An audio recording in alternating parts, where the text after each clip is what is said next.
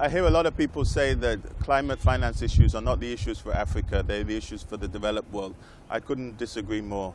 As we know, Africa suffers most of the consequences from climate finance, climate issues, but contributes least to its actual emissions. So it receives only 4% of the financing for global climate finance. We need to increase this number, and most of that money goes to mitigation. We need to increase the amount allocated to Africa for adaptation as well as mitigation. We at the African Development Bank are trying to do our part to assist, both in terms of assisting African countries in the run-up to the COP21 in terms of negotiations and capacity building, but also in terms of putting our money where our mouth is. We invested close to $2 billion just last year on climate finance investments.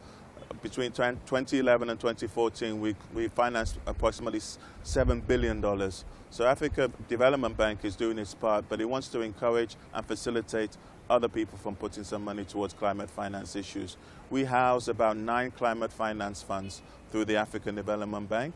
We're also looking to really up that number in future and really get the funds deployed to renewable projects on the African continent. So the message I would send to the international community is please make sure that you live up to your obligations to provide financing for Africa in the climate finance area, and for African governments and African institutions to also step up and do our part. It's in all of our interests, particularly Africa.